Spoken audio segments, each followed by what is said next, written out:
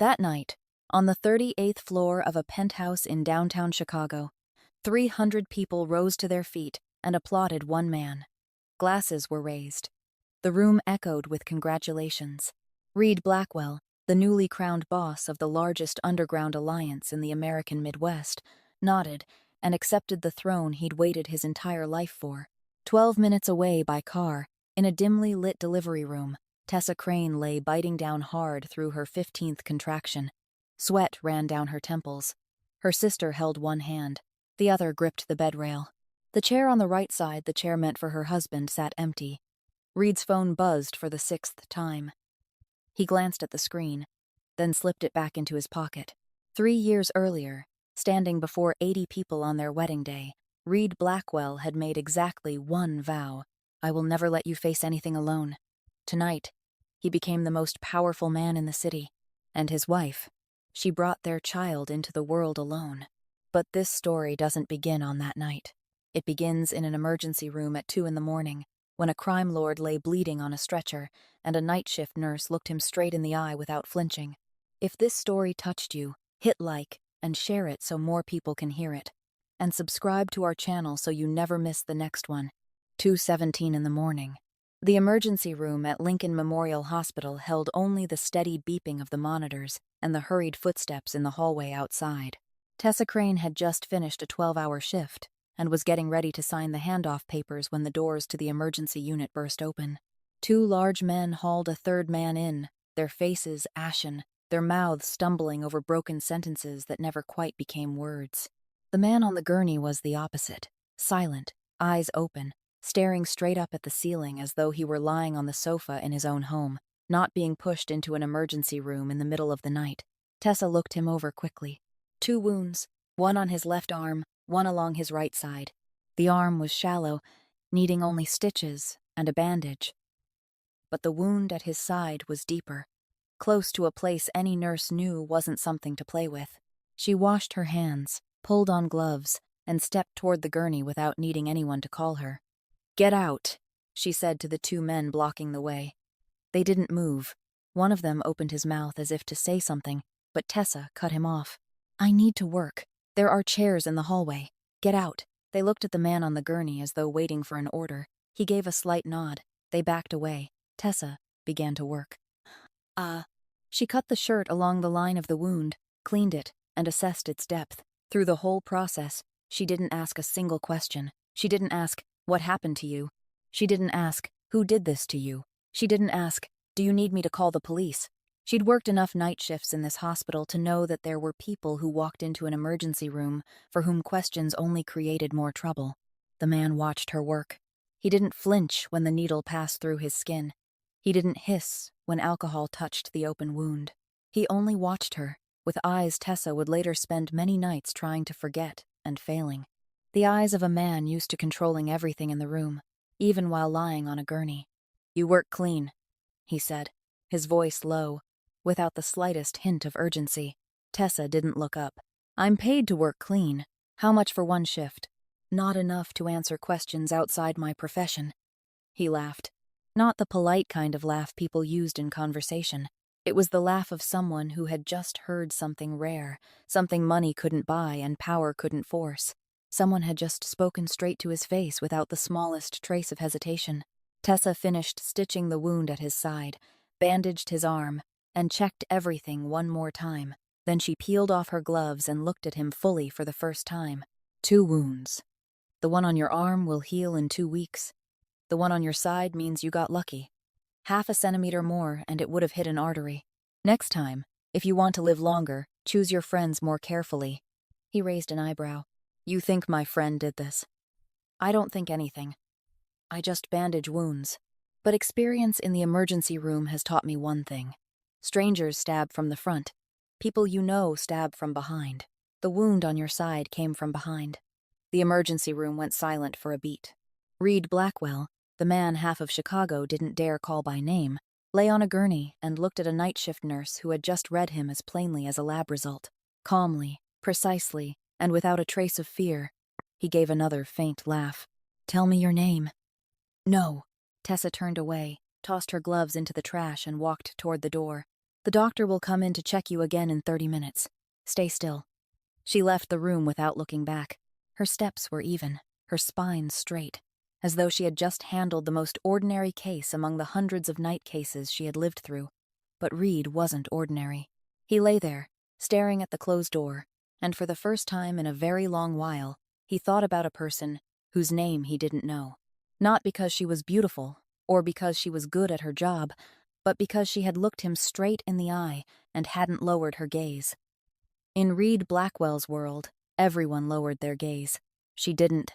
The next morning, he called Perry, the only man he trusted enough to handle matters that had nothing to do with money or territory. Lincoln Memorial Hospital. Night shift. Nurse. Find her for me, Perry asked. Find her for what? Reed didn't answer. But Perry had known his boss long enough to understand that when Reed didn't answer, the answer was usually more important than any order he had ever given. Perry found her in 2 days. Tessa Crane, 27 years old, a night shift nurse, officially contracted with Lincoln Memorial Hospital, with an address in a small apartment complex on the west side of the city. Perry handed the file to Reed with one sentence. This girl is clean. No debt, no criminal record, no ties to anyone in the life. Are you sure about this? Reed didn't answer. He only took the paper, folded it, and slipped it into his jacket pocket. The following week, flowers were sent to the nurse's station 3 times. Each time, Tessa asked a coworker to carry them out and leave them at the reception desk for anyone who wanted them. The messages Reed sent to the phone number Perry had found went unread, or maybe she read them and chose not to answer. Reed didn't know which was worse. Once, he came and waited outside the hospital parking lot at 6 o'clock in the morning, exactly when her shift ended. Tessa walked straight past him, got into her car, shut the door, and drove away. She didn't look. She didn't turn back. She didn't hesitate for even a second. Reed Blackwell, the man all of Chicago knew could make anyone appear when he wanted to see them, stood in the parking lot as dawn was just breaking and watched her taillights shrink at the end of the road. Perry said, "Let it go, boss." Reed said, "One more time." The last time Reed didn't bring flowers, didn't send a message, didn't stand outside the parking lot. He walked straight into the emergency waiting room at 12 o'clock at night and sat down on a plastic chair between an old man who couldn't stop coughing and a young mother holding a child who was crying in broken, breathless sobs. He sat there for 5 hours. He didn't make a phone call. He didn't send anyone in to tell Tessa. He did nothing except sit and wait. The man who was used to sitting in leather chairs inside closed meeting rooms, used to giving orders with a single nod, sat that night on a hospital plastic chair, surrounded by the smell of antiseptic and the sound of a child crying. At 5:55 in the morning, Tessa stepped out through the emergency unit doors, her hair pinned high, her eyes tired, her shoulders slightly slumped from standing for 12 hours straight. She saw Reed. He stood up. No bouquet, no gift box, nothing at all. Only him, more rumpled than every time she had seen him before, and a pair of sleep-deprived eyes that were still clear and awake. "One meal," Reed said. "If after that meal you still want me gone, I'll disappear. I won't come back." Tessa looked at him. She had met enough kinds of men in her life, from the kind who made promises and then vanished, to the kind who gave gifts and then demanded repayment in things she didn't want to give. But the kind who sat for 5 hours on a hospital plastic chair just to say one sentence, she had never met before. "One meal," she said, "and you're paying." Reed took her to a small diner on the south side, the kind with a handwritten menu on a chalkboard and chairs that didn't match. He ordered without looking at the menu because he had eaten here back when he had nothing but the Blackwell name and a heap of trouble. During that meal, Reed listened more than he spoke. Tessa talked about the night shift, about the patients she remembered, about how she liked the quiet of the hospital at 3 o'clock in the morning more than any party. Reed listened, nodded, didn't interrupt, didn't try to impress her. He only sat there and let her speak. Tessa went home that morning, and for the first time in a very long while, she thought about a man before she fell asleep. She thought about the way he listened, the way he didn't try to appear greater than what he was, the way he had sat for 5 hours without a single complaint. She began to fall in love that night. End quote. And that was the most dangerous thing she had ever done. Because Tessa loved the version of Reed he allowed her to see. The version that knew how to listen, knew how to be patient, knew how to sit down, She didn't yet know that version was only one very small corner of a very large man, and the remaining corners were ones she would need 3 years, one wedding, one child she couldn't keep, and one night giving birth alone to see completely. 8 months. They dated for 8 months, and Tessa thought she had come to understand Reed Blackwell. She knew he woke up at 5 o'clock every morning. She knew he drank black coffee with no sugar. She knew he hated being asked the same question twice. She knew he had another world she didn't touch, and she accepted that because he had never brought that world home and placed it in front of her. But there were things Tessa didn't tell Reed. Her father's debt, for example. Tessa's father left when she was 14 years old, leaving behind an empty house, a heap of liquor bottles, and a debt to a loan shark crew he had borrowed from back when he was still sober enough to sign his name, 13 years later. That debt hadn't disappeared. It had only changed hands, gathered interest, and finally found its way to the only person in this part of the city who still carried the Crane name. One night after her shift, Tessa walked out into the hospital parking lot and saw 2 men standing beside her car. They didn't hit her. They didn't touch her. They only stood there, blocking her way, and told her very clearly that her father's debt was now her debt, that they knew where she lived, what she did, which road she took home, that they would come back. Tessa listened to all of it, didn't tremble, didn't cry, got into her car, drove home, locked the door, and sat in the dark for a very long time. She didn't call Reed, not because she wasn't afraid, but because she was ashamed. She had raised herself since she was 14, paid her own tuition, found her own work, built her own life, and now the debt of a man who had abandoned her 13 years earlier was chasing her all the way into the parking lot where she worked. She didn't want Reed to see that part of her life. But Reed had seen it long before. Since their 2nd month of dating, he had assigned people to watch over and protect Tessa without her knowing. Not because he didn't believe she could take care of herself, but because in Reed's world, letting someone he cared about move through the streets alone at midnight with no one keeping watch was something he couldn't accept. The night the loan shark crew stopped Tessa, Reed's people had reported it to him before she even made it home. The next day, Reed went to see the crew. He didn't bring men with him. He didn't bring weapons. He didn't make a scene. He sat down at the table with the man who led them, placed an envelope on the tabletop, and spoke in a voice Perry would later say was the calmest voice he had ever heard Reed use. Her father's debt is in here. It's enough. Take it. And it's done. But I'll add one more thing. If anyone in your crew appears near her one more time, even if he's only standing in the same parking lot, then the next time I come, it won't be to talk. The man in charge looked at the envelope, looked at Reed, and then nodded. Nothing more needed to be said. Tessa found out 2 weeks later, when she asked Perry why no one had appeared in the parking lot recently. Perry wasn't good at lying, especially not to the woman his boss loved. After Tessa heard the truth, she drove straight to Reed's house at 10 o'clock that night. "You had people follow me?" she asked, the moment Reed opened the door. "Protect you," Reed corrected. "I didn't ask you to. I know. You had no right to interfere in my life without asking." Reed looked at her. He didn't apologize. He said, "You're right, but I won't sit and watch anyone put pressure on someone who is mine and wait for permission before I act." Tessa wanted to be angry. She had the right to be angry. But standing there, looking at this man, she realized something she had never wanted to admit. This was the first time in 27 years that someone had stepped forward to protect her without her having to beg. Her father hadn't done it. Her mother hadn't had time to do it. No one had done it. Only Reed, and she loved him for that. She loved him because, at that moment, his control looked exactly like safety. She didn't yet know those two things only looked alike on the surface, and it would take 3 years before she saw the crack underneath. 2 months after that night, Reed proposed to Tessa. Not in a restaurant, not on a yacht, not in a room filled with candles and roses. He proposed to her in the small kitchen of the old apartment where she lived.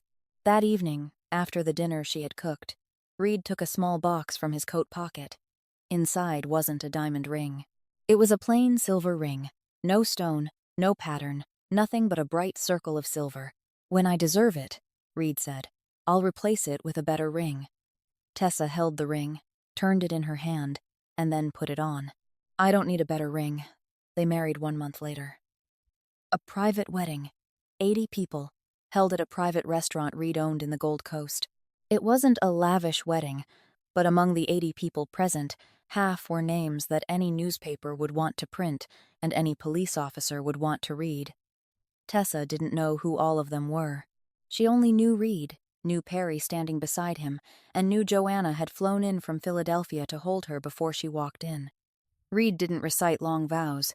He stood before 80 people, looked at Tessa, and said exactly one sentence. "I will never leave you alone." 80 people heard it. Tessa believed it. She believed it because this man had once sat for 5 hours on a hospital plastic chair for her, had paid her father's debt without needing her to open her mouth, had proposed to her with a plain silver ring in her old kitchen. She believed it because she had proof, and no one doubts their own proof. But there was one thing Tessa didn't yet understand, and it would take her a very long time to understand it. Reed Blackwell was a man who kept his word in everything except one single thing. He kept his word to allies, kept his word to enemies, kept his word to anyone he did business with. But with the woman he loved most, he broke his promises without even realizing it, because he always believed this time would be different, that next time he would make it up to her, that she would understand. And when a man is used to the world making excuses for him, he will assume by default that the woman beside him will keep making excuses forever. After the wedding, Tessa left her job at Lincoln Memorial Hospital. Reed didn't force her, but he said it in the voice Tessa had learned, meant there would be no further discussion. "You don't need to work night shifts anymore. I can take care of you," she agreed, partly because she was tired too. 12 hours on her feet every night for 4 years had worn down both her knees and her spirit. They moved into the mansion in Lincoln Park, where 1 month's rent was equal to an entire year of Tessa's old salary. Life was comfortable, but her world slowly narrowed without her realizing it. No more coworkers, no more night shifts, no more conversations at 3 o'clock in the morning with sleepless patients. There was only the vast house, the schedule Reed arranged, and days that looked exactly the same. Tessa called it being protected. She didn't yet know that the distance between being protected and being locked away was far thinner than she imagined. A little over 1 year into the marriage, Tessa found out she was pregnant.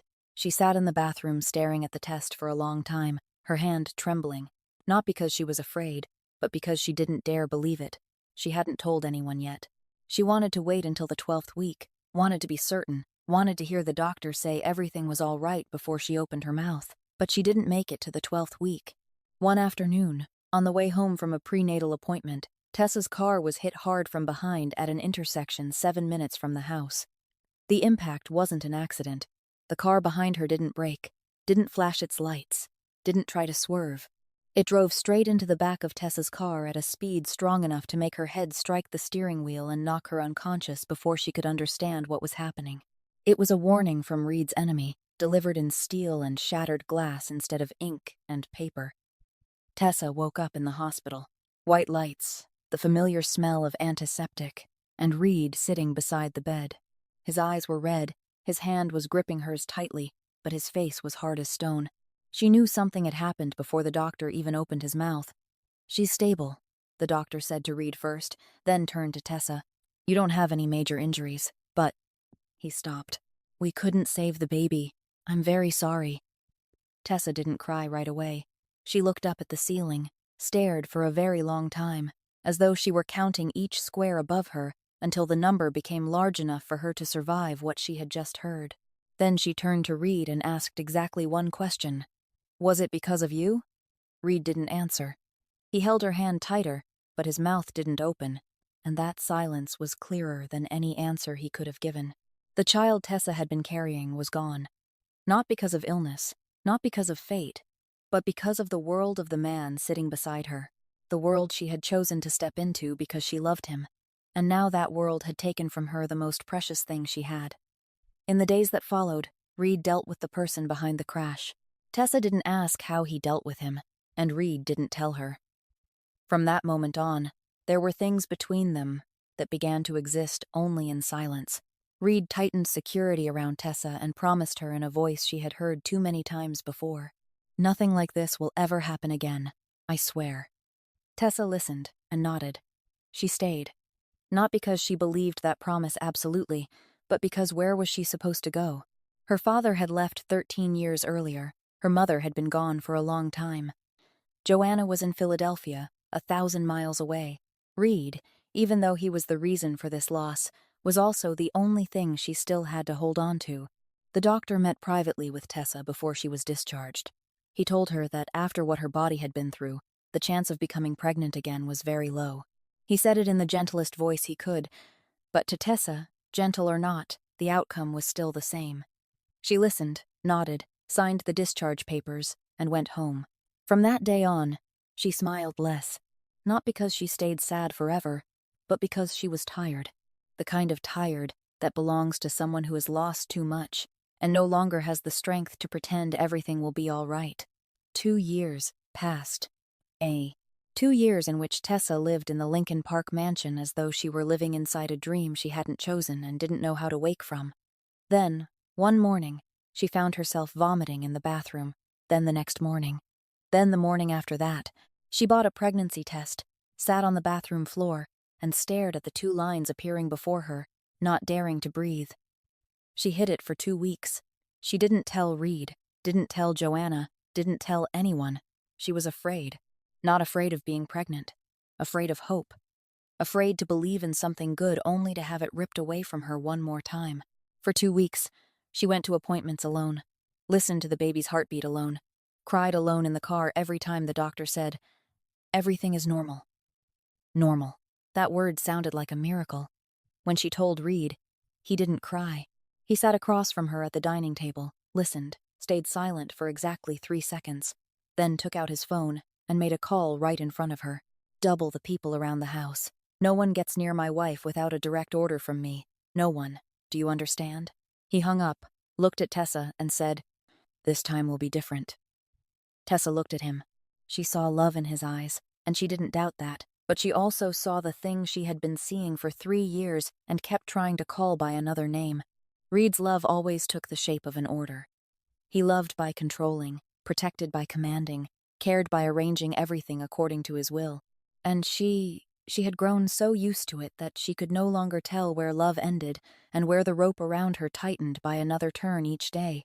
The baby inside her then was still only a tiny heartbeat on an ultrasound screen.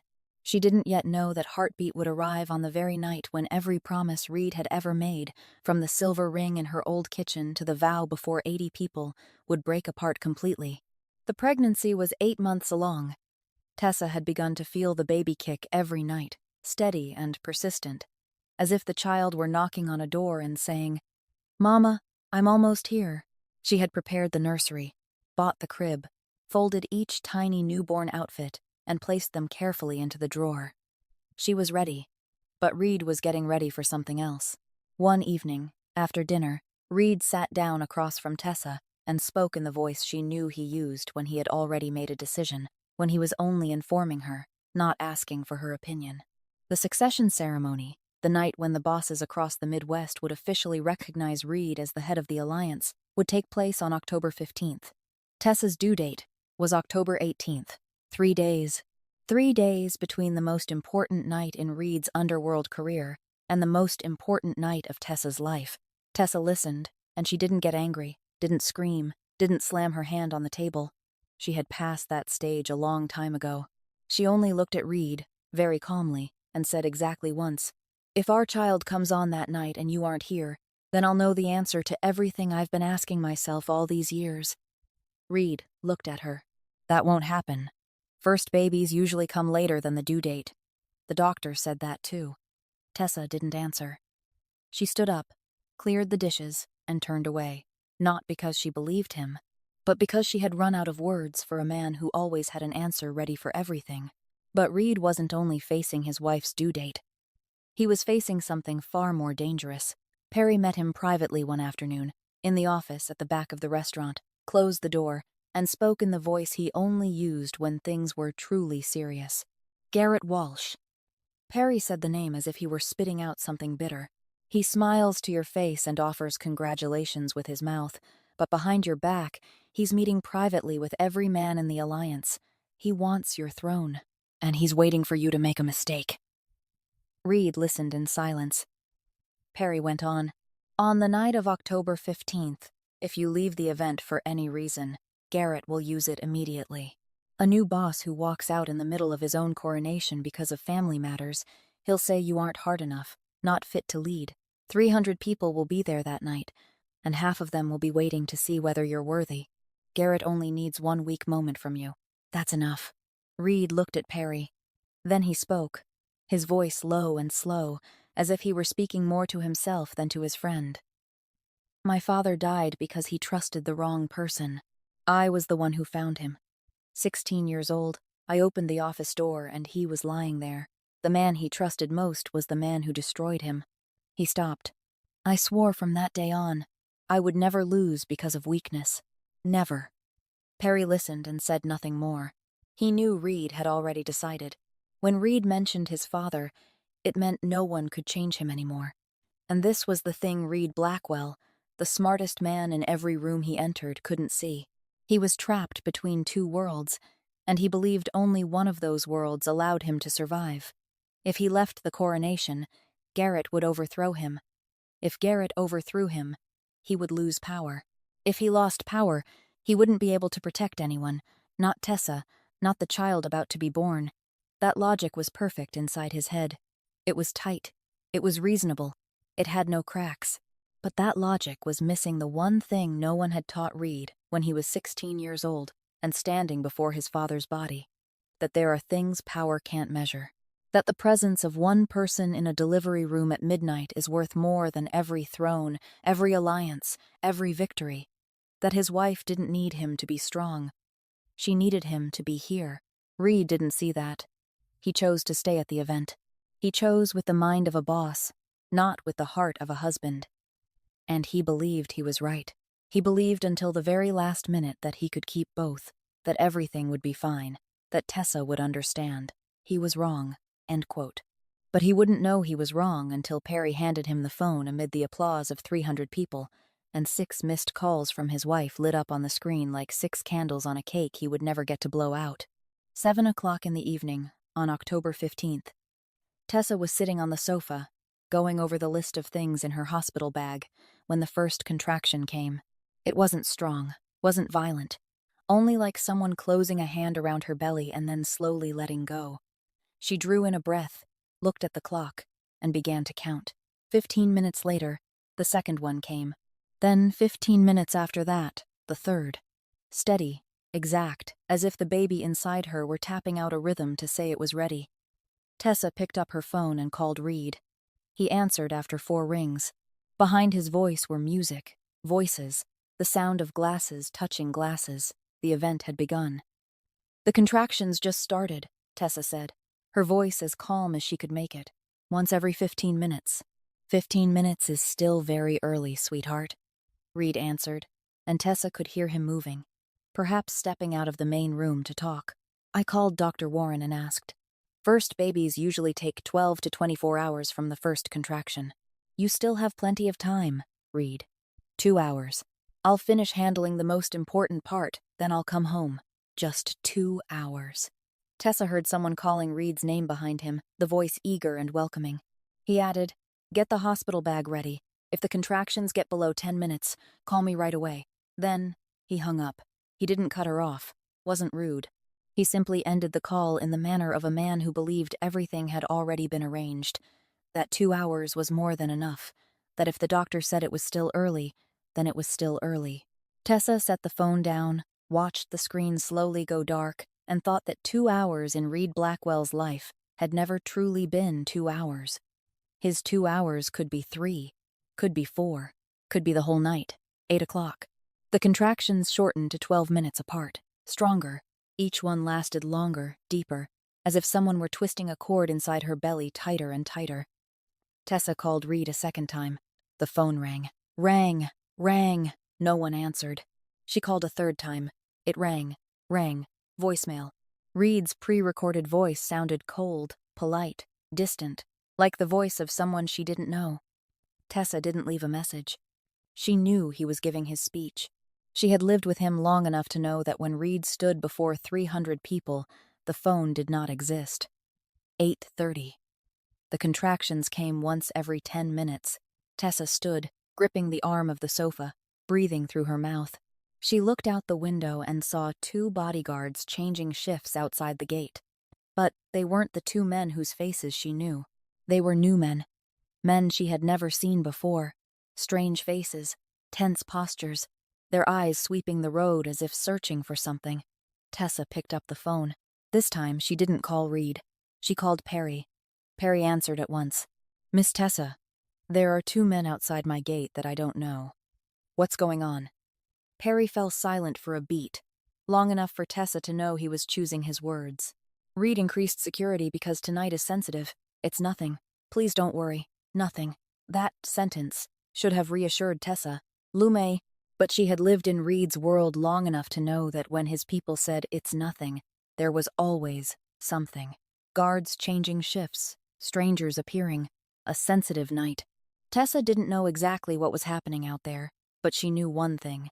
She was here alone, her belly hurting every 10 minutes, her husband not answering his phone, and there was something her husband hadn't told her. She sat down on the edge of the bed, both hands wrapped around her belly, closed her eyes, and tried to control her breathing through the next contraction. And inside her head, a small war was taking place. The rational part said, "Call emergency services, call a car, go to the hospital." The proud part said, "Don't call Reed again. If he wanted to come, he would have come." The exhausted part said, "You already knew. You knew from the first time he promised 2 hours, and it became 4. You knew from the time he promised the baby would be safe, and then your car was hit on the way home. You knew. 9 o'clock. Contractions every 8 minutes. The real pain began. It was no longer tightening. It was tearing, pulling. Her whole body telling her this child couldn't wait. Tessa picked up the phone and dialed Joanna. Joanna answered on the first ring. Her voice was panicked, even though she tried to hide it. "How are you?" "I'm on my way to the hospital. Fly to Chicago. Meet me there. Where's Reed?" Tessa didn't answer, and Joanna, the woman who had raised 2 children alone and knew far too much about absent men, didn't ask again. She only said, "Listen to me. Call an ambulance. Don't drive yourself." But Tessa didn't call an ambulance. She didn't call anyone else except Joanna. She took the hospital bag already waiting by the bedroom door, went down the stairs, crossed the living room, opened the front door, walked past the 2 unfamiliar bodyguards without looking and without speaking, opened the car door, got in, started the engine, and drove away. One hand on the steering wheel, one hand wrapped around her belly. Between contractions, she had to pull over to the side of the road, bite down on her lip, breathe, count to 10, then keep driving. The streets of Chicago at 9 o'clock at night were still crowded. Red lights, green lights, cars passing, cars turning back, the whole city living as usual while Tessa Crane drove to the hospital alone, her belly tearing with pain, her eyes blurred with tears she refused to let fall. She thought of her mother. Her mother had given birth to her almost alone too, because her father had been drunk somewhere outside a bar at the time. Tessa had once sworn to herself that she wouldn't live her mother's life over again. She had sworn that her child would have a father in the delivery room, would hear its father's voice before hearing any other voice in the world. And now she was driving alone to the hospital at 9 o'clock at night, her belly hurting every 8 minutes, her husband only 12 minutes away by car, but farther away than any distance she could measure with numbers. She reached Lincoln Memorial Hospital at 9:35. She parked, opened the door, stood, and the next contraction came so hard she had to cling to the side of the car and couldn't move. A hospital security guard ran over, helped her into a wheelchair, and pushed her into the maternity unit. Tessa sat in the wheelchair, her hospital bag on her lap, and watched the familiar hospital hallway drift past. She had walked through this hallway every night for 4 years. She knew every corner, every doorway, every crack in the wall. But tonight, she passed through it not as a nurse. She passed through it as a woman about to give birth alone. While Tessa was driving to the hospital alone in the middle of the Chicago night, on the 38th floor of the penthouse downtown, Reed Blackwell was standing among 300 people and playing the biggest hand of his life. Garrett Walsh made his move exactly when Reed had predicted he would. In the middle of the party, when the liquor had settled in and the atmosphere had loosened, Garrett stood and asked to make a speech. He raised his glass, smiled, and began with words of congratulations so sweet that Perry, standing in the corner of the room, had to clench his hand. Then Garrett shifted his tone, slowly, skillfully, and began to mention the stability of the alliance, long-term vision, and whether we have chosen the right man. He didn't say it outright, didn't accuse. He only planted doubt, the way a man does when he knows that in this world, doubt is more dangerous than evidence. Reed let Garrett finish. He didn't interrupt, didn't stand, didn't show irritation. He sat there, lightly turning the glass of liquor in his hand, and waited. When Garrett ended his speech with the words, "I only want what is best for the alliance," Reed finally stood. He didn't raise his voice. He spoke in the same voice Tessa had once heard him use with the loan sharks years before. Calm, low, and precise, down to every word. He thanked Garrett for his concern for the alliance, then read aloud the names of 3 men Garrett had met privately over the past 2 weeks, naming the dates, the locations, and the contents of each conversation. Perry had gathered all of it. Every meeting, every promise Garrett had used to buy loyalty, every number he had offered in exchange for allegiance. Reed read them before 300 people in a voice that was neither hurried nor angry, as if he were reading a morning shopping list. The room went silent. Garrett stood there, the glass still in his hand, but his face had changed color. The 3 men he had met privately lowered their heads, and no one looked at him. Reed ended with exactly one sentence. "I don't need anyone to believe me because of words. I need everyone to believe me because of the truth. The truth is on the table. Anyone who wants to verify it, Perry is ready to provide it." Then he sat down. He didn't throw Garrett out, didn't threaten him, didn't humiliate him with heavy words. He only exposed him. And in this world, being exposed before 300 pairs of eyes was worse than any punishment. Garrett set his glass down on the table, turned away, and walked out of the room without anyone calling him back. Garrett disappeared from Chicago after that night. No one asked where he had gone. 300 people rose to their feet. Applause echoed across the 38th floor. Someone raised a glass. Someone called Reed's name. Someone said, "Leader," in a voice so solemn, it sounded like a coronation. Reed stood in the middle of it all, nodded, and received the thing he had spent his whole life waiting for. He was the head of the alliance. He had won. He had proven he wasn't weak, that his father might have died because he trusted the wrong person, but Reed wouldn't. He stood at the top, and 300 people below him were applauding. Then Perry stepped to his side. He said nothing. He only handed Reed the phone. Reed looked down at the screen. 6 missed calls from Tessa, 3 from Joanna, 1 message from Lincoln Memorial Hospital. Patient Tessa Crane was admitted to the maternity unit at 9:35 tonight. The applause was still ringing. Someone clapped him on the shoulder. Someone congratulated him. Someone poured more liquor into his glass. 300 people in the room were looking at him with respect, obedience, fear, and admiration. And Reed Blackwell stood there, in the middle of all that noise, staring at the 6 missed calls on the phone screen. And for the first time in his life, he understood that there are battles a man wins, only to look back afterward and realize he had fought the wrong war. He had beaten Garrett. He had won the alliance. He had won over 300 people in this room. But 12 minutes away by car, his wife was lying in a delivery room, alone. And he, the most powerful man in Chicago, the man who had just brought down an enemy without even needing to rise from his chair, wasn't there. Perry looked at him. He looked at Perry. Neither of them said anything. But both of them knew. Reed put the phone into his jacket pocket. Exactly as he had done at 7 o'clock in the evening when Tessa called the first time, he put it in his pocket, and he stayed. Because now, leaving in front of 300 people right after he had brought Garrett down would mean showing everyone that there was something more important than the alliance. And in this world, a boss wasn't allowed to have anything more important than the alliance. Reed stayed. He raised his glass, nodded, shook hands, smiled. And inside his jacket pocket, the phone vibrated one more time, then went completely still. Tessa had stopped calling. Tessa was taken into the delivery room at 9:45 that night. The contractions had shortened to 7 minutes apart, each one lasting nearly a full minute, long enough for her to forget how to breathe, and strong enough that she had to clutch the bed rail with both hands until her knuckles turned white.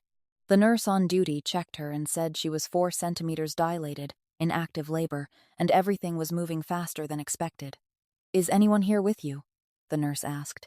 Tessa looked at the empty chair on the right side of the bed. the chair every delivery room had, the chair meant for the person who would hold the mother's hand, and said, "My sister is on her way." Joanna arrived at 10:15. She had taken the earliest flight from Philadelphia right after Tessa's call, taken a taxi from O'Hare Airport straight to the hospital, without stopping by a hotel, without carrying any luggage except her handbag and a pair of eyes reddened from crying on the plane. Joanna stepped into the delivery room, saw her sister lying there, soaked in sweat, her hands gripping the bed rail, and the chair on the right side still empty. She didn't ask. She only pulled a chair from the left side of the bed, sat down, took Tessa's hand, and said, "I'm here now." Tessa looked at her. Her eyes were dry, without tears, holding only the exhaustion of someone who had been fighting alone for far too long. "Don't call him," she said, her voice very small but very clear. If he wanted to come, he would have come by now. Joanna tightened her grip on her sister's hand. She wanted to say something, wanted to curse Reed, wanted to call him and scream into the phone, but she looked at Tessa's face and understood that this wasn't the time for anger. This was the time to be here. She was here. She was everything Tessa had in the delivery room that night. 10:45. The contractions were 5 minutes apart. Dr. Warren came in to check and said Tessa was 7 centimeters dilated, almost ready to push. The pain no longer came and went now. It stayed, stubborn, constant, as though her body were being torn open from the inside and there was nothing she could do except endure it. Tessa bit down hard on her lip, eyes closed, gripping Joanna's hand so tightly that Joanna had to clench her own teeth against the pain. In the middle of one especially brutal contraction, Tessa thought of her mother. Her mother had once lain on a bed like this too, had once hurt like this too, had once looked to her right and found no one there because Tessa's father had been drunk somewhere outside. Her mother had given birth to Tessa almost alone, and now Tessa was giving birth to her child almost alone. She had sworn she wouldn't repeat her mother's life. She had sworn it, and that vow was now breaking apart in the pain of labor near 11 o'clock at night inside a delivery room at Lincoln Memorial Hospital. 11 o'clock. The doctor told her to push. Tessa pushed. She pushed with everything left inside her, with strength, with will, with all the anger she wouldn't allow herself to name. Joanna stood beside her, holding her hand, wiping the sweat from her forehead, saying words Tessa couldn't quite hear. But she could hear her sister's voice, warm, trembling, and close enough to let her know she wasn't completely alone. Then something happened that Tessa hadn't expected. In the bed beside her, separated only by a thin curtain, there was an older patient lying in the hospital. The woman had been there before Tessa was admitted, silent, still, making no sound. But she heard. She heard Tessa breathing, heard Tessa pushing, heard Tessa swallowing down voiceless cries between contractions. And at 11:15, when the pain became so fierce that Tessa cried out in a way she couldn't control, that patient braced herself on her cane, slowly stood, pulled the curtain aside, and carefully made her way to Tessa's bed. She pulled over a chair, sat down on the left side of the bed, opposite Joanna, and took Tessa's hand. Her hand was wrinkled, weak, trembling slightly with age, but it held on tight. "I don't know what you're going through," she said, her voice hoarse and soft, but every word clear. "But tonight, you're not alone." Tessa looked at her.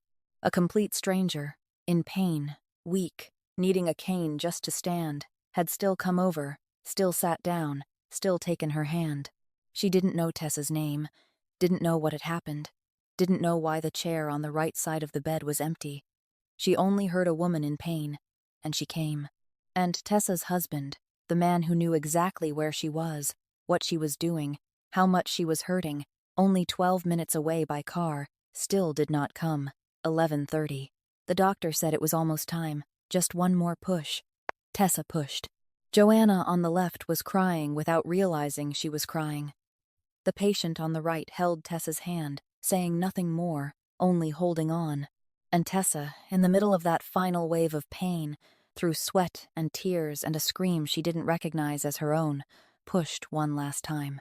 At 11:52 on the night of October 15th, the first cry rang through the delivery room, small, fragile, but louder than anything Tessa had ever heard in her life. The doctor placed the baby on her chest. Tessa looked down, and everything, the pain, the anger, the exhaustion, the loneliness, All of it dissolved in a single second. She looked at her daughter, so tiny red, eyes closed, mouth open as she cried, and Tessa cried with her. Not because she was sad. She cried because this was the child she had believed she would never have. The child she had already lost once. The child the doctor had said was very unlikely. The miracle child. And here she was, lying on Tessa's chest, warm, alive, real.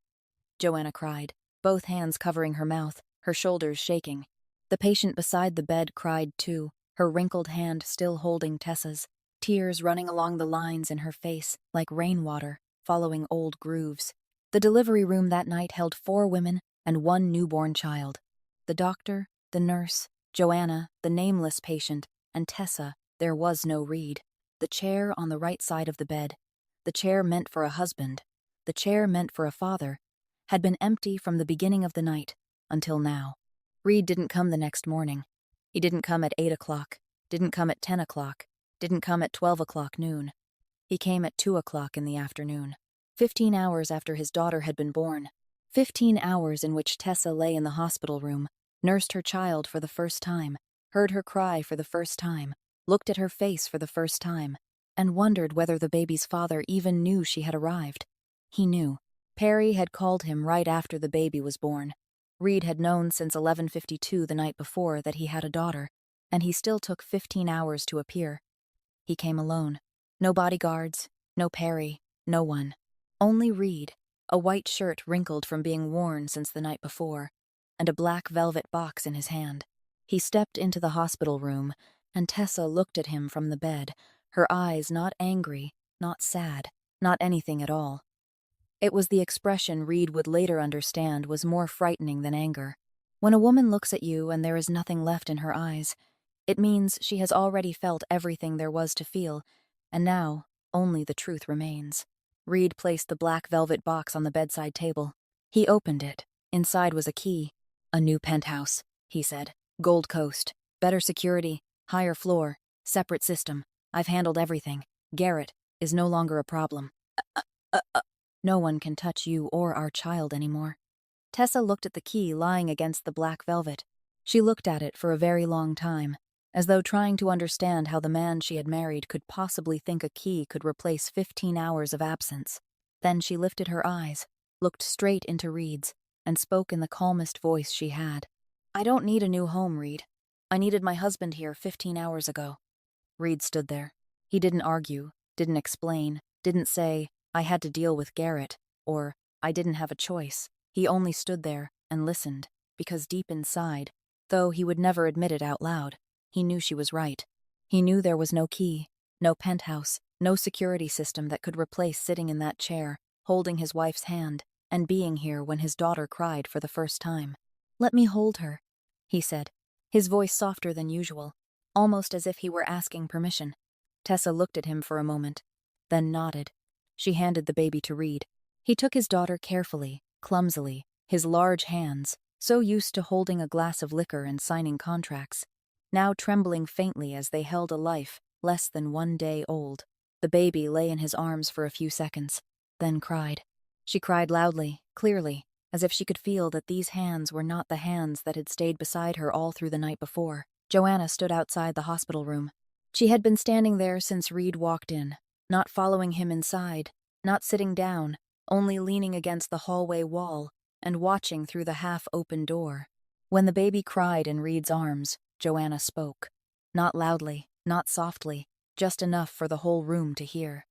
"Even the baby knows who wasn't here." Reed heard her. He didn't turn to look at Joanna. He looked down at the baby crying in his arms, then looked at Tessa, then at the black velvet box on the table, then back at the baby. "I know," he said. 2 words. No explanation, no excuse, no promise. He knew, but knowing and changing are 2 different things, and Reed Blackwell had been good at the first one all his life, but had never learned how to do the second. He handed the baby back to Tessa. The child settled against her mother's chest and went quiet immediately, as if she had known, even before opening her eyes, that the safest place in the world was here, not in those other hands. Tessa held her daughter and didn't look at Reed, didn't look at the key, didn't look at anything except the tiny face sleeping against her chest. Reed stood in the hospital room for another 20 minutes. He didn't know what to do. The man who had just brought down an enemy in front of 300 people with absolute calm now stood in his wife's hospital room and didn't know what to say, what to do, or where to put his hands. He left at 3 o'clock in the afternoon, leaving the black velvet box on the table. Tessa didn't open it again. The key lay there, against the velvet, like an answer to a question no one had asked. Reed could buy her everything, but the thing she needed was something he couldn't buy, because it wasn't for sale. It only needed him to be here. And he hadn't been here. Tessa was discharged 2 days after giving birth. She carried Noel back to the old penthouse in Lincoln Park because she didn't open the black velvet box, didn't accept the key to the new home, didn't want anything Reed gave her right now. Joanna stayed in Chicago for another week to help her sister. She slept on the living room sofa, woke whenever she heard Noel cry, mixed formula when Tessa was too exhausted to sit up, and didn't say a single word about Reed, even though she had thousands of words she wanted to say. Reed came every day, sat for a while, looked at his daughter, asked Tessa if she needed anything, then left. He came regularly, but each time there was something between them that both of them could feel, and neither of them named. It lay in the empty chair from that night, lay inside the 15 hours when he hadn't appeared, lay inside the 2 words, "I know," that he had said before, doing nothing more, the 3rd day at home. In the afternoon, sunlight slanted through the bedroom window. Tessa sat on the bed nursing Noel. Joanna was downstairs in the kitchen making porridge. Everything was normal, quiet, almost peaceful. Tessa watched her daughter feed, watched Noel's tightly closed eyes, watched the tiny hand gripping her finger, and thought that maybe the worst part had passed.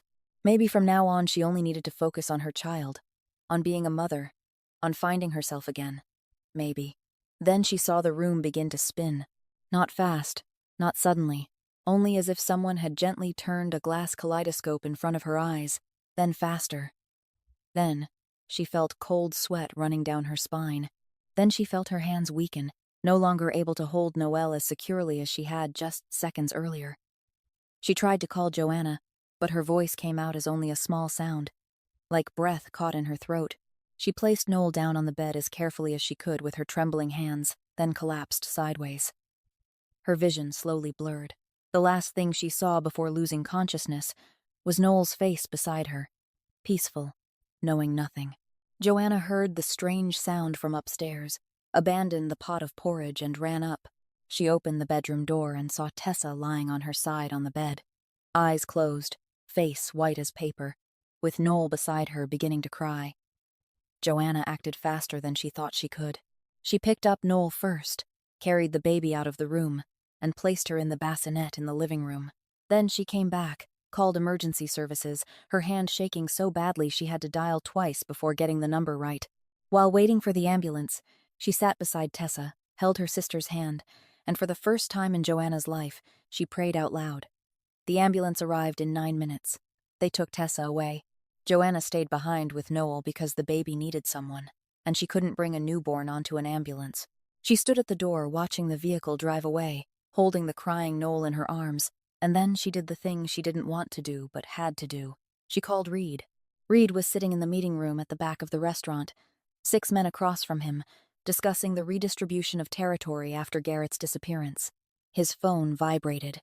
He looked at the screen. "Joanna," he answered. "Tessa fainted. The ambulance is taking her to Lincoln Memorial. Hurry." Reed stood in the middle of an unfinished sentence from the man sitting across from him. He didn't apologize, didn't explain, didn't say, "I have to go," or "family matter." He stood, took his car keys from the table, and walked out. The 6 men in the room looked at one another.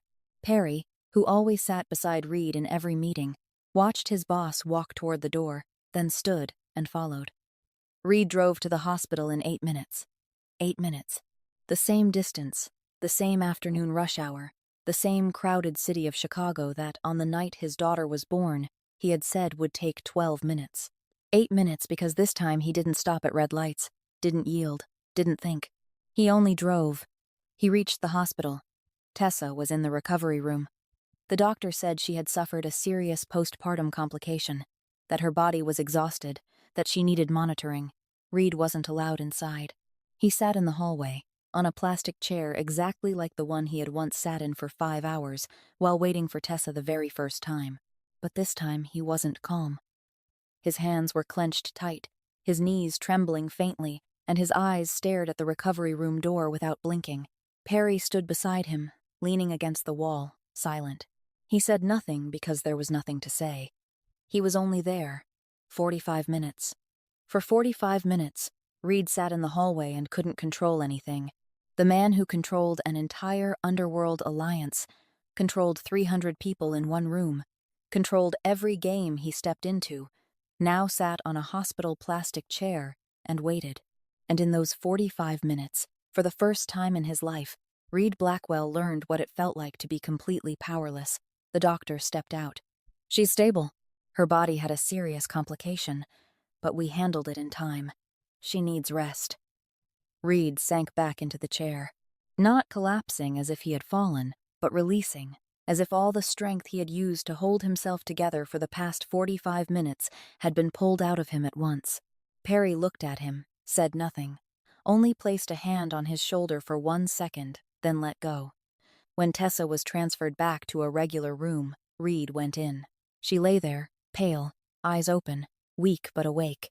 He sat down beside the bed, in the chair on the right, the very chair he hadn't sat in on the night she gave birth. His eyes were red. He said nothing for a while, only looked at her, and Tessa saw something in his eyes that she rarely ever saw: fear. Reed Blackwell, the man who wasn't afraid of Garrett, wasn't afraid of the Alliance, wasn't afraid of anyone in Chicago's underworld, was afraid. Afraid of losing her. "This time you came," Tessa said, her voice weak, almost a whisper, but every word clear. Reed looked at her. "I'll always come." Tessa looked straight into his eyes. She wasn't angry. She wasn't sad. She was only tired, and that exhaustion gave her something strength never could. Absolute clarity. "You already said that, the night our child was born." Reed went silent. Not the silence of a man searching for an answer. The silence of a man who had just been struck in the one place no armor could cover, because Tessa was right. This time, he had come. 8 minutes. He had left a meeting, driven through red lights, come immediately. He had proven he was capable of coming. And that was exactly why the night she gave birth hurt even more. Because that night, he didn't come. Not because he couldn't. He didn't come because he chose not to. He had 12 minutes. He had a car. He had the ability to leave at any moment. But he chose to stay with 300 people instead of being beside his wife. It wasn't that he couldn't. It was that he didn't choose to. And the distance between couldn't and didn't choose to is a distance no apology can ever close. Reed sat beside Tessa until she fell asleep. He didn't say anything more, because there was nothing left to say that she didn't already know, and there was nothing left to promise that he hadn't already broken. When Tessa was discharged from the hospital for the second time, Reed took it upon himself to care for the baby. He didn't hire a nanny, didn't ask anyone for help, didn't hand the work to the staff. He did everything with his own hands because Reed Blackwell was the kind of man who, once he decided to correct a mistake, had to correct it by proving something, not by speaking. Joanna had gone back to Philadelphia because she couldn't take any more time off. Her 2 children at home needed their mother. Before leaving, she held Tessa longer than usual and whispered, "If you need me, call. Anytime." Tessa nodded, without promising she would call, because she had been used to taking care of herself long before Reed, and she knew she would get used to it again. 5 nights. Reed mixed formula at 2 o'clock in the morning, his eyes red from lack of sleep, but his hands still steady. He changed diapers at 4 o'clock in the morning, clumsy, but patient, with a kind of patience Tessa had never seen in him, in anything else. He carried Noelle back and forth through the living room at 5 o'clock in the morning, soothing her in his deep voice, not singing any particular song, only humming in a low, even rhythm until she fell asleep. For 5 nights in a row, Reed Blackwell, the boss of the largest underworld alliance in the Midwest, slept on the sofa beside his daughter's bassinet, with a burp cloth draped over his shoulder because the baby often spit up milk. Tessa watched him on those nights, and she wanted to believe. She wanted so badly to believe, but she had wanted to believe too many times already, and every time she believed, it ended with an empty chair. On the 6th night, Noel had just fallen asleep, and Reed had just sat down on the sofa when his phone vibrated. Perry. There's a problem you need to handle. Reed looked at Noelle in the bassinet, looked at the phone, looked at Noelle again. Then he stood, took his coat, and walked to the door. He looked back at Tessa, who was standing at the top of the stairs. He said, 1 or 2 hours. I'll be right back. Tessa didn't answer. She had heard that sentence enough times to know exactly how much it was worth. Reed didn't come back after 2 hours. He came back in the morning. And the next night, he stayed home. But the night after that, Perry called again. Then the night after that. Then the night after that. Every time, there was a problem that needed handling. Every time, it was 1 or 2 hours. Every time, it ended with Reed coming home at dawn, or not coming home at all. Not because he didn't want to be home, but because his world never stopped calling, and he had never learned how not to answer to the 300 people in the Alliance. He was the leader. Every call was urgent. Every problem needed him. Every decision couldn't wait. To Tessa and Noel, he was a husband and a father, but those 2 roles always came after the one he had spent his entire life fighting to claim. Tessa didn't cry. She had run out of tears for this a long time ago. She didn't shout either, didn't argue, didn't call Reed at midnight to ask where he was. She only did one thing. One evening, when Reed came home after being gone for 2 days, Tessa was sitting at the dining table waiting for him. In front of her was a small notebook, the kind with a firm cover that people buy at a bookstore for a few dollars. She placed it on the table between them. "Open it," she said. Reed looked at the notebook, looked at Tessa, then opened it. Inside, every page held one line. Tessa's handwriting, even, clear, without emotion. Each line recorded a date, an event, a promise, and an outcome. The wedding day. He promised he would never leave her alone. The night of October 15th, she gave birth alone. At event, and event, at event, at event, the night, at event. The 3rd day after giving birth, he promised he would stay home. On the 6th night, he left. This day, he said 2 hours. Came home in the morning. That day, he said he would be home tonight. Perry called and he left. This line, that line, another line, 47 lines. From their wedding day to today, 47 times he promised, and 47 times he didn't keep his word. Not 47 identical times, but 47 times with the same result. Tessa was alone, and Reed was somewhere else. Reed read all of it, every line. He didn't flip through quickly, didn't skip over anything, didn't stop halfway. He read all 47 lines in black ink on white paper, written in the hand of the woman he had promised before 80 people that he would never leave alone. Then he closed the notebook, set it down on the table, stood up, and walked out of the room. He didn't apologize, didn't explain, didn't promise he would change. He only stood and walked out, because Reed Blackwell was good at facing enemies, good at facing danger, good at facing everything in the world except proof in ink on paper that he had failed the woman he loved most. 47 lines. No more words were needed. The ink spoke for him. Tessa stayed seated at the table alone, looking at the notebook lying there, and for the first time, she didn't feel sad or angry. She felt light. Light because she had placed everything on the table with truth, not tears. And now, the next decision no longer depended on whether Reed would change or not. It depended on her. 3 o'clock in the morning. Noel cried. Tessa opened her eyes, reached into the bassinet, lifted her daughter into her arms, sat back against the headboard, and nursed her. The room was dark, lit only by the soft yellow glow of the nightlight and the steady sound of the baby swallowing milk. Tessa looked out the window. Across the street, a black car was parked beneath a tree, its lights off, engine running, 2 shadowed figures sitting inside. Reed's bodyguards. They were there every night, every morning, 24 hours a day, 7 days a week. Tessa looked at that car, then looked around the room. The camera in the corner of the ceiling, the alarm system on the windows, the electronic lock on the front door, the guards outside the gate, the guards across the street, the guards in the parking lot. All of it was there to protect her. All of it because he loved her. But at 3 o'clock in the morning, sitting alone in the dark while nursing her child, Tessa looked at all those things and saw only one thing. A cage.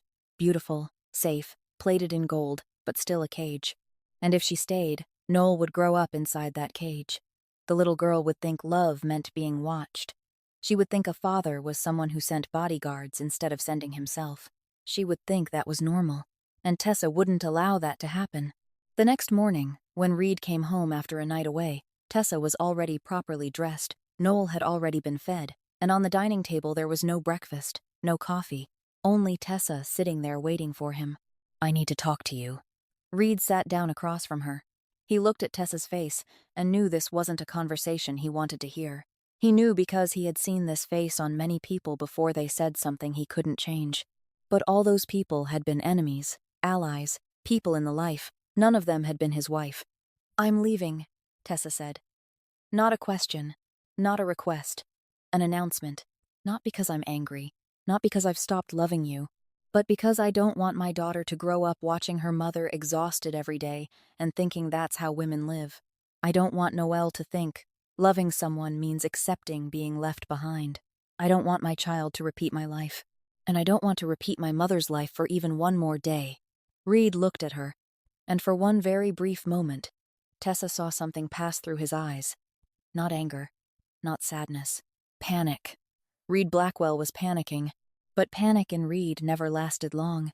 It was replaced almost immediately by something far more familiar to him. Control. "You know who I am," he said, his voice low, slow, not cold, but not warm either. "This world doesn't allow you to leave. You know too much, you've been too close. You understand too clearly how everything works. No one leaves this world, Tessa." Tessa looked at him. She wasn't afraid. She had been afraid enough over the past 3 years, afraid so much that now there was no room left for fear. She said, "I never belonged to your world. I'm a night shift nurse, Reed. I don't know where your territories are. I don't know how your money moves. I don't know who owes you or who you owe. All I know is that my husband wasn't there on the night my child was born. That's all I know, and that's why I'm leaving." Reed stood. He didn't say anything more. He walked out of the room, went downstairs, got into his car, and drove away. Tessa stayed seated at the dining table, alone, and for the first time, she didn't feel pain because he had left. She felt light, because she had finally said it out loud. But Tessa underestimated one thing. Reed Blackwell wasn't a man who accepted losing anything, and she was the last thing he wanted to lose. 2 days after Tessa said she was leaving, she opened the banking app on her phone and saw that their joint account had been frozen. She couldn't withdraw, couldn't transfer, couldn't use it.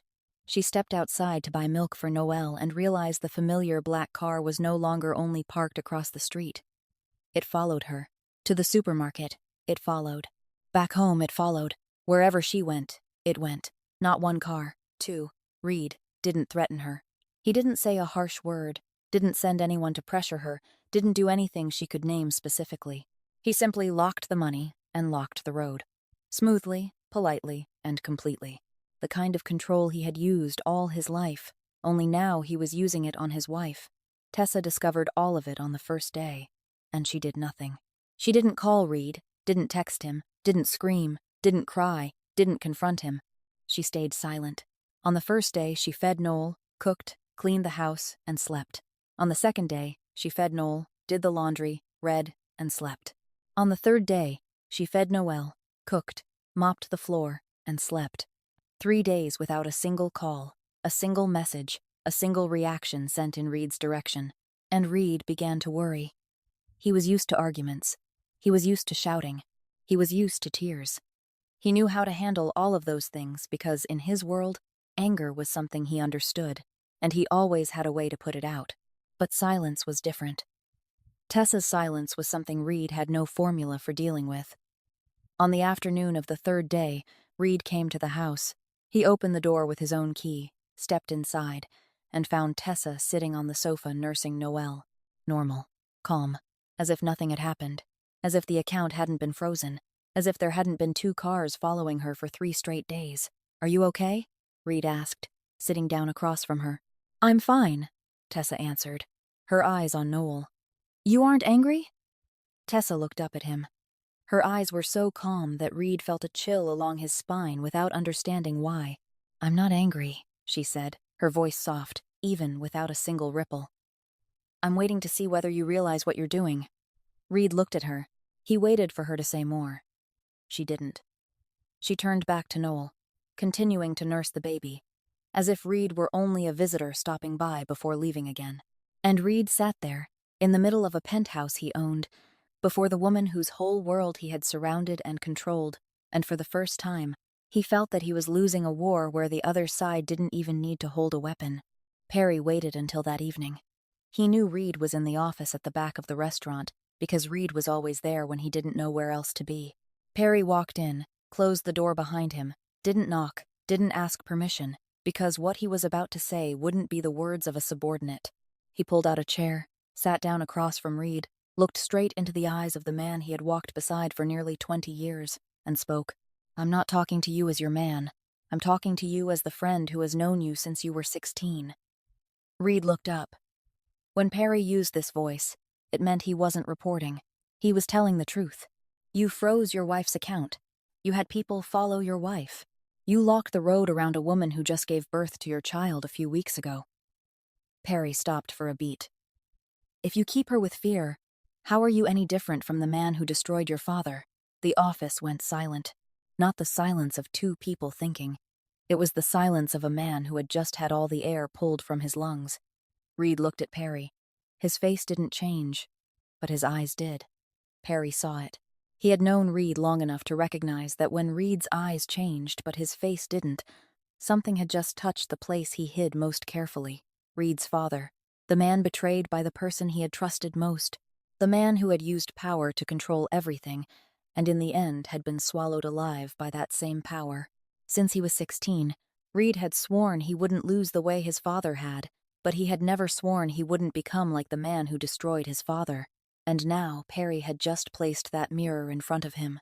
Perry went on, his voice neither softer nor heavier, only steady and direct. "You beat Garrett that night. You beat everyone in that room. You stood at the top, 300 people applauding, and no one dared look at you without lowering his head. But you lost to your newborn daughter, and the only woman in this world who can look you straight in the eye without trembling." He stopped. "Do you really want to lose them too?" Reed was silent. This time, truly silent. Not silent because he was thinking of an answer. Not silent because he didn't want to speak. Silent because there was nothing left to say. The 47 lines in Tessa's notebook had proven he was wrong. Her 3 days of silence had shown him he was losing. And now Perry, the only person in the world Reed trusted, had told him straight to his face that he was becoming the very thing he hated most. Reed sat there for a very long time. Perry didn't rush him. He had said his part. The rest belonged to Reed. Then Reed picked up the phone. He made a call. "Unfreeze Tessa's account. All of it. Right now." He hung up. Called again. Pull the people following her. Both cars. Done by tonight.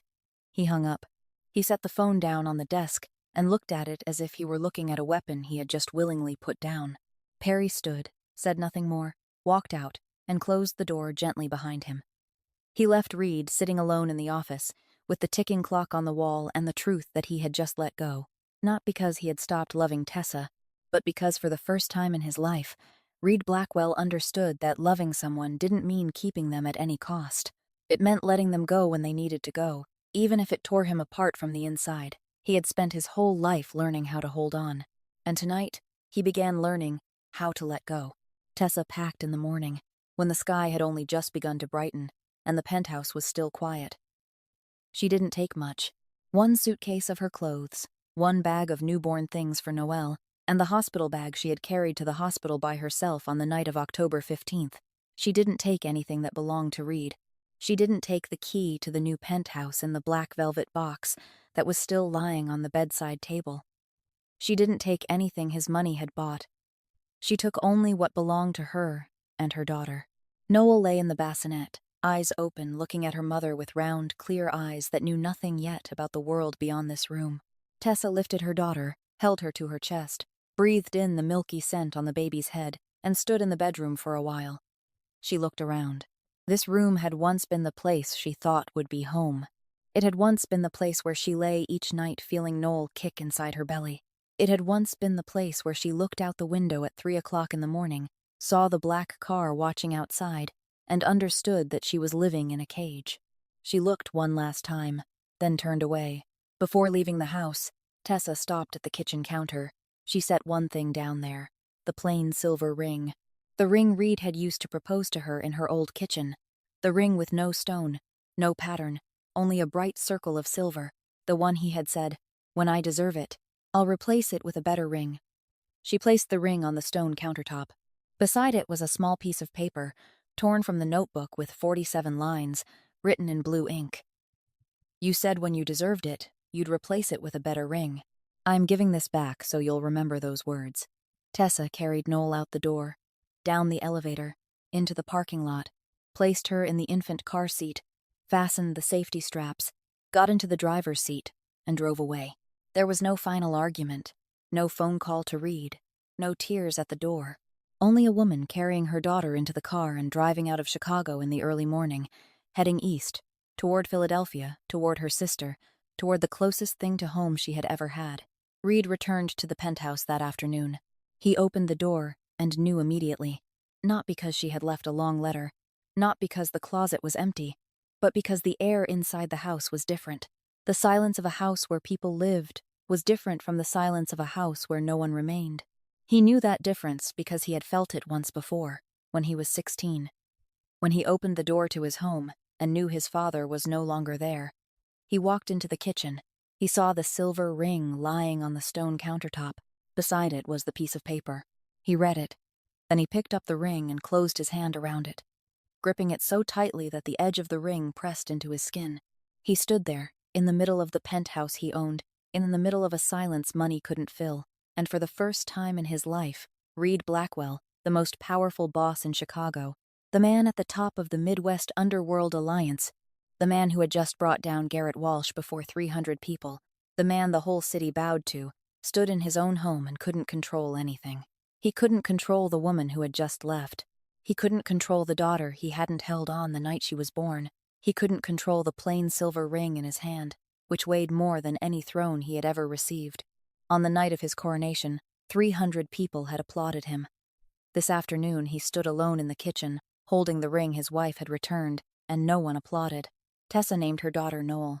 She had chosen that name before she knew the baby's father would be absent on the night his child was born. She chose it because it meant a new beginning. Light. Something that comes after the longest darkness. When everything happened, she still kept that name. Not because she forgave, but because her daughter deserved to decide for herself one day what the name she carried would mean. Noel didn't need to know the story of the night of October 15th right now. Noel only needed to know that her mother carried her into the car, drove toward the sunrise, and began again. There are stories that end once they're told, but this story isn't told so it can end. It's told so you'll remember. Before saying yes to someone, don't only look at how they treat you when everything is easy. Look at how they choose when they have to give up something they want for the person they love. The answer in that moment is the real answer. Power can buy everything in the world, but it can't replace presence. And truly loving someone never means owning them. Sometimes, love is letting go. And sometimes, leaving isn't the end, but the first time you choose yourself. If this story touched you, please hit the like button and share it so more people can listen. Don't forget to subscribe to our channel so you won't miss new stories every day. How do you feel after this story? Please leave a comment and share the feelings from deep in your heart. We always want to listen. We wish everyone watching this video truly good health, a joyful life, and peace every day. Goodbye, and see you again in the next video.